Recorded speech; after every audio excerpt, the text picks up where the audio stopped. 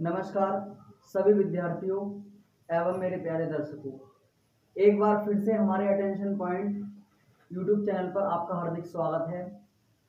आज मैं आप सब लोगों से कॉमर्स वाणिज्य के जो खंड सा है, वाणिज्य का खंड सा जिसका नाम है व्यापार प्रणाली, उसके विषय में बात करेंगे।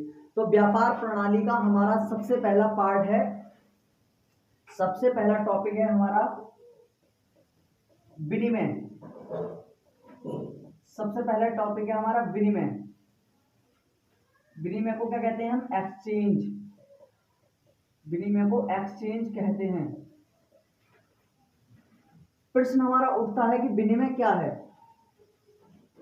विनिमय क्या है?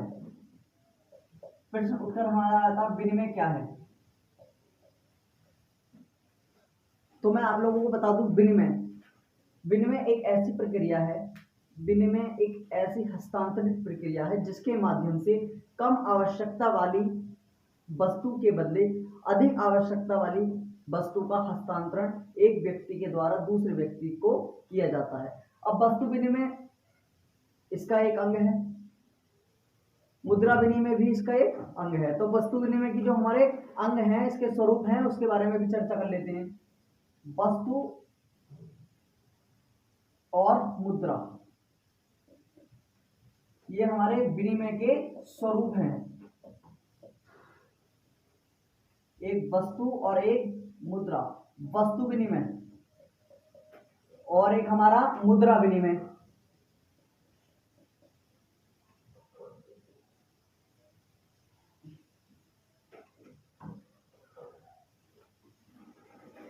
वस्तु विनिमय क्या होता था? वस्तु विनिमय में जब मुद्रा का विकास नहीं हुआ था हमारे भारतवर्ष में, या कह लीजिए हमारी इस दुनिया में, जब मुद्रा नहीं थी, मुद्रा का विकास नहीं हुआ था, मुद्रा का उत्पन्नीकरण नहीं हुआ था, तब वस्तु विनिमय की प्रणाली हमारी इस युग में आ गई।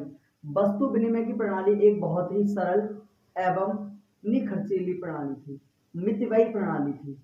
इसमें किसी प्रकार का कोई खर्चा नहीं था, किसी प्रकार का धन का लेन देन नहीं था। इसका उदाहरण मैं आपको बता दूं, जैसे मान लीजिए एक व्यक्ति है मोहन, उसके पास 10 किलो गेहूं है, लेकिन उसे गेहूं की आवश्यकता नहीं है, उसे चावल की आवश्यकता है।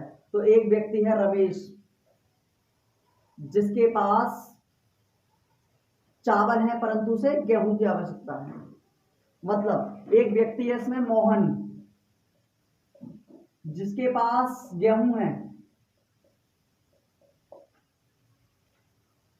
और एक व्यक्ति है रमेश, जिसके पास चावल है।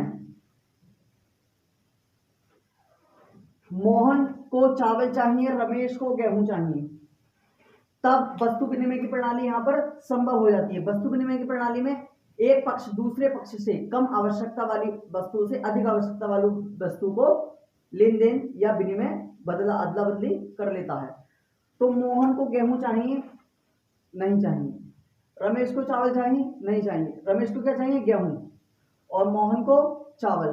तो मोहन किसी एक ऐसी व्यक्ति की तलाश करेगा जिसको गेहूं की आवश्यकता है, और रमेश किसी एक ऐसी व्यक्ति की तलाश करेगा जिसे चावल की आवश्यकता है। तो यहां पर एक दूसरे से ये अदला बदली कर लेंगे, मोहन इसके चावल ले लेगा, रमेश इसके गेहूं ले लेगा। ये हमारी जो अभिक्रिया है, ये हमारी वस्तु विनिमय हो गई। मतलब एक व्यक्ति जिसे दूसरी चीज की आवश्यकता थी उसको अपनी चीज मिल गई, और एक व्यक्ति ऐसा जिसको इस चीज की आवश्यकता थी उसे वो चीज मिल गई। अब अगली बात आ जाती है हमारी मुद्रा विनिमय। मुद्रा विनिमय में क्या है? जब मुद्रा का विकास हो गया, जब हमारे देश में मुद्रा का विकास हो गया, तब मुद्रा विनिमय की प्रणाली चलन में आ गई। इसमें क्या होने लगा? लोग क्रय विक्रय की प्रक्रिया करने लगे, क्रय और विक्रय की प्रक्रिया करने लगे।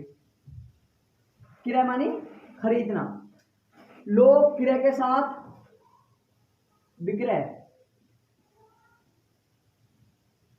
क्रय और विक्रय, परचेज और सेल्स, ये दोनों प्रक्रिया करने लगे। लोगों ने वस्तु विनिमय प्रणाली का अंत कर दिया और मुद्रा विनिमय में लोग खरीदने और बेचने लगे। खरीदने बेचने किस प्रकार से? मुद्रा के माध्यम से। लोग पैसा देते थे और आवश्यकता अनुसार किसी वस्तु का अर्जन, उसकी प्राप्ति कर लेते थे। तो दोनों ही विनिमय हमारे ये बहुत ही उपयोगी एवं लाभदायक विनिमय है। इस विनिमय की विशेषता या गुण या लाभ आप कह सकते हैं, इनमें क्या था, दोनों पक्षों का सहयोग था, दोनों पक्षों को समय पर किसी वस्तु की प्राप्ति हो जाती थी, दोनों पक्षों को आवश्यक लाभ हो जाता था और समय व श्रम की भी बचत होती थी, विभिन्न प्रकार की बाजार समस्याओं से मुक्ति। अच्छा, मुद्रा विनिमय क्या था, लोग बहुत ही कम समय में अपनी वस्तु को प्राप्त कर लेते थे, पारस्परिक निर्भरता खत्म हो गई, लोग स्वयं अपनी विचारधारा के तरीके से काम करने लगे। तो आज हमारे ये विनिमय का टॉपिक था, दो विनिमय मैंने आपको बताए, एक वस्तु विनिमय और एक मुद्रा विनिमय। वस्तु विनिमय में क्या, लोग वस्तुओं का आपस में एक्सचेंज करते थे, अदला बदली करते थे, और मुद्रा विनिमय में लोग पैसे का अदला बदली नहीं करते थे, पैसे से किसी वस्तु को खरीदते और बेचते थे। ये दोनों हमारे विनिमय के ही अंग हैं, वस्तु विनिमय और मुद्रा विनिमय। धन्यवाद।